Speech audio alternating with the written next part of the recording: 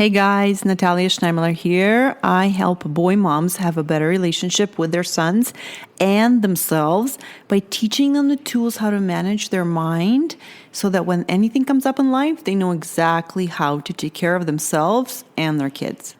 Hey guys, how are you? I am so excited because I am going to share with you this book that I'm only halfway through, but I think that it's so helpful, the insights from it, that I'm going to share with you small tidbits from it because there's so many of them that I don't want to put them all in one episode. I'm just going to do different episodes on different takeaways. And the book is called The Upside of Stress by Kelly McGonigal. She is a doctor and did this research and wrote a book about stress and about all the things she found about it. And so I'm just going to link it in the notes.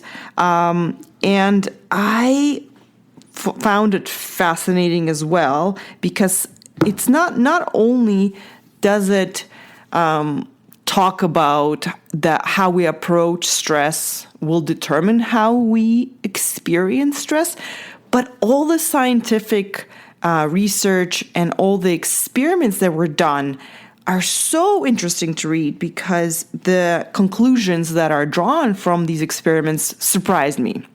I did not expect them.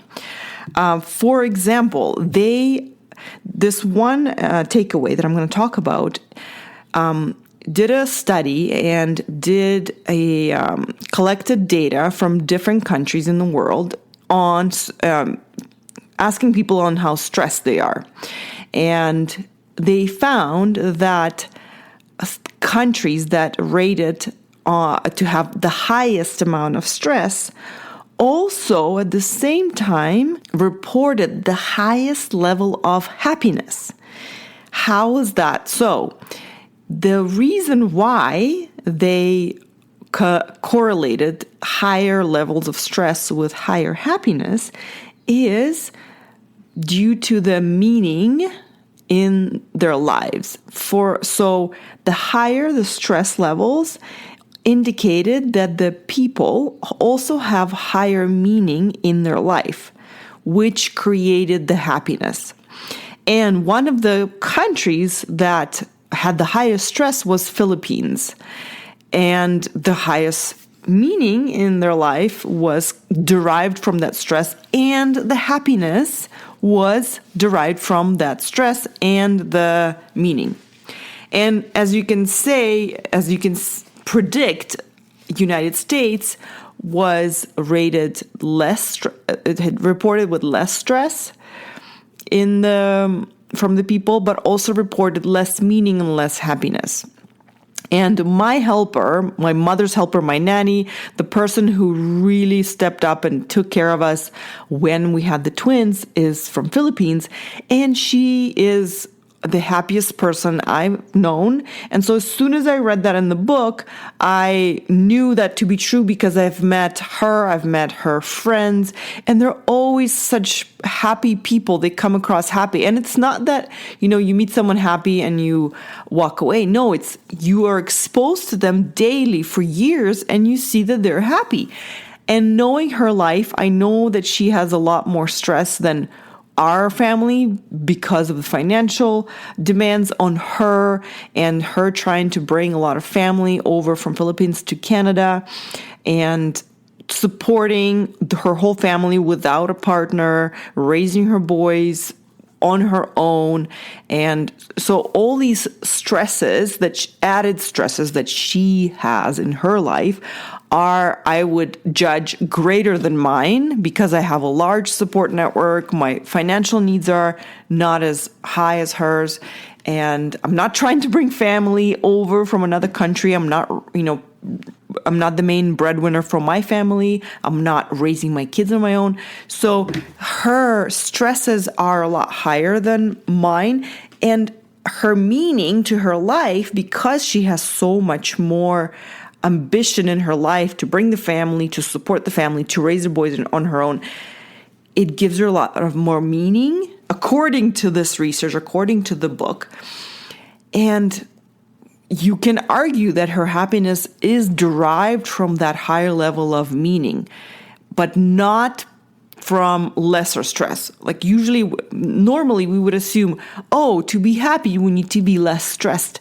And this is the exact opposite message of this book, is that the way we look at stress is how it's going to determine our experience of our life. It's not reducing the stress, it's how we interpret it, how we treat it, and how we think of it. And this is basically encapsulating the whole coaching philosophy of mine and of my teachers, is that it's not about the thing, it's about how you look at the thing. So what is your thought about the thing? So it's not the stress, it's what's your thought about the stress that you're having. And so I love this specific research that they've done, is that it shows you that it's not the goal to get rid of stress, it's actually to think of stress in a different way and to look at your stress in a different way in your life, and to ask yourself whether you want this stress. Do you want this stress? Why do you want the stress? What meaning does it have for you? And you actually prefer to choose this stress because it gives you meaning and you're actually happier choosing this option. So it's not that you want to get rid of the stress, it's actually you choose this stress for yourself. So I have a couple of examples from my life that I know for sure it is true, which also surprised me, because I was thinking that the opposite would be true. For example, when I had my twins, my little twins came extremely prematurely. They were about 3 months premature, so they almost didn't survive. And we were extremely lucky that, knock on wood, they're thriving and everything is great. But, the first 3 months of them being in the ICU was extremely stressful. And then of course, bringing them home, feeling like they're so fragile, and taking care of twins while you already have 2 other little kids at home. The other kids were 3 and 5 when I brought the twins home. So I had 4 kids under 5. And boys are so busy, they're bouncing off the wall. So I was blessed with the helper that I had, and it was extremely demanding on all of us to raise the little kids. So the point is that when I brought the little twins home, it was summertime, and they needed a lot of care. Of course, little babies, you need to feed them many times in the night, and they were super hungry, etc. So in the first couple of weeks, we had shifts set up. First of all, it was my in-laws were here for a week or 2, and they would do a shift at night so I could sleep longer. So I would sleep half a night, and then they would take care of the babies, and then we'd switch. And then my mom came and she stayed for a few weeks, and we would do the same. She would take half the night, and then I would do the other half a night. And that was the best solution we could come up with, and everyone was happy to help, and it was no question about it. But the most surprising thing happened is when my mom left and I was on my own to take care of the twins all night and all day by myself. Well, I had the helper during the day, but not at night. The most surprising thing happened is that I felt more satisfied. I felt happier. I felt like finally I was at peace because I was where I was supposed to be. I wanted to be with them all night, which was super surprising to me because I thought that, getting more sleep would be the best solution for me. But no, I wanted that challenge of being with them because that's what had the most meaning to me. It was stressful because I didn't get much sleep. I was taking care of them and I was tired and they were hungry. So I had all these other stresses that came with it, and I lost some sleep. But overall satisfaction and happiness and sense of belonging and peace was unmistakable. I was just so much happier, even though I was more challenged. I was more stressed. And that's when I realized, okay, so maybe the easier way is not the best way, or not we're not always right when we're trying to de-stress. I wanted that challenge. I wanted to be stressed because it felt the most satisfying, which is so contradictory, but now it makes sense because it has the most meaning. And so that was one example. In the similar example I found when I had my helper, and my helper would share, child minding duties with me. She would take care, when I was with one set of kids, she would take care of the other set of kids, and we would switch, which was the best way we knew how to support ourselves. But there were times when I was actually craving to take care of 4 kids on my own, which sounds crazy, but that would give me the most sense of completion, satisfaction, and again, happiness, because I think that is my place. That is why I was given 4 kids, because I can handle it. And that is why I was given 4 tiny kids, because I can handle it. So maybe not leaning on people as much is the solution, because that is my calling, choosing that stress and feeling that meaningfulness of taking care of my own 4 kids all by myself is the way to the most happiness. So those were all surprising to me, because I did not assume higher stress would bring me higher satisfaction, higher happiness. But it did. So I love this book. You should totally read it or get an audiobook. I'm going to be sharing a lot of other interesting insights from that book, because I think that it gives us ownership of our choices, and we gives us perspective on the shitty parts of our choices, which is stress, and we then have a greater appreciation for it and realize, oh, we're actually choosing this stress. We actually prefer this stress over something else. I didn't realize it. I thought that I need to get rid of all the stress, or I need to choose a different option that has no stress. But no, actually, I prefer this stress over something else. I had another example recently where I realized in the conversation that I actually prefer to have the stress of making dinner for my kids, that maybe I have to make 3-4 different dishes or accommodate all the different preferences of the kids. And I would rather scramble last minute to make that dinner, whatever that dinner is at home. I would rather choose that stress over doing takeout, over going through drive-through, over doing junk food. And I didn't realize that until that conversation, because I was really stressed out. I was really complaining, saying it's so stressful. There's so many people. Everyone likes different things.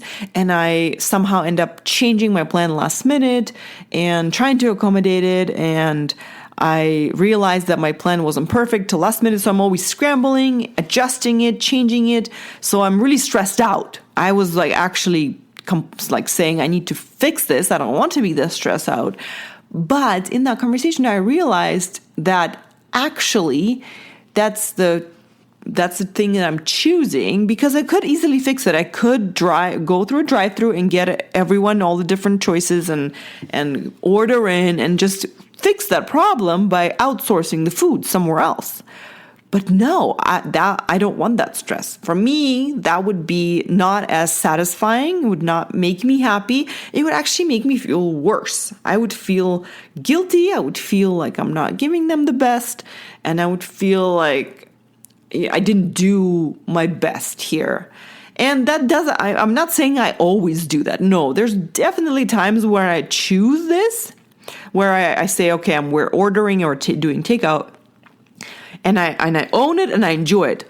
But that was more for the majority of the time. Majority of the time when I do have the time and the food at home, I prefer the stress of cooking, which surprised me again, because I thought that I would just want to get rid of that stress. No, actually, cooking at home makes it more meaningful to me that I'm doing the best for my family. I'm feeding them the best food I can. And, I'm being the most practical with the money and the food. And that gives me more happiness and satisfaction than going through a drive-through. And I confirmed that actually in sharing that with one of my girlfriends. And she goes, yes, I do the same. Even though it's more stressful, it feels better. So again, another example of how something that's more stressful for us actually brings us higher satisfaction. Actually, I think that resonates with me more, satisfaction rather than happiness. Because it's not, we don't feel like happy, but we feel super satisfied. We're like super good about ourselves. We feel satisfied. That's the right word. And that's another example that I wanted to share with you. And I want you to start thinking about your choices that you are making, which also include the stresses along with those choices. And it makes me think of what Mark Manson calls it. He calls it the shit sandwich. Whatever you choose to do, any activity, any job, any career, it will come with its own flavor of a shit sandwich. Like, there's something that's going to be in it that you don't like to do, but you're going to have to do it because you make that choice. So you're just going to have to pick whatever flavor of shit sandwich you want to eat, and you're happy to be eating it all the time because that's your choice. That's the one that feels the best. That's the one that brings you happiness, right? So, and I give you one more example, and this is with my podcast. Actually, when I read this book about stress, there's another takeaway that I'm going to talk about public speaking and stress, because public speaking is actually stressful. So podcast is, in a way, a public speaking activity. And what they did is they studied the stress people would have with public speaking, and they monitored their vitals, like their heartbeat and their hormones released in their blood. And they also studied the people who are skydiving. And they studied their hormones released in their blood when they were skydiving. And they found that the hormone released for skydivers who are excited, they're excited to skydive. And for people who are public speaking, they're actually the same hormones released in your body, but our perception of those experiences are different. Like, public speaking is terrifying, right? And skydiving, to those people who love skydiving, they're excited. For me, I would be terrified. But for them, they're actually excited. But what happens in your body, they found, is exactly the same thing. So that means that excitement is very close to stress. And that it also translates to how stress is actually useful to us. It's actually something that we choose, and it's something that actually feels good. For example, I found that recording a podcast, I have to quote unquote stress myself out or excite myself to record in order to convey my excitement about the topic, in order to convey how I'm stressed about it. I am stressed about it in a good way. I am excited. I'm like, this matters. This is so interesting, so awesome. But when I notice that I cannot record if I'm relaxed, I have to actually increase my quote unquote stress before recording it. And it actually takes a lot of work for me to bring up my stress levels to record, because it is a bit stressful, right? Because, I want to do a good job, and naturally I'm way more relaxed. When I drop off the kids and I go home, I am not in that stress level. I have to actually ramp myself up to record.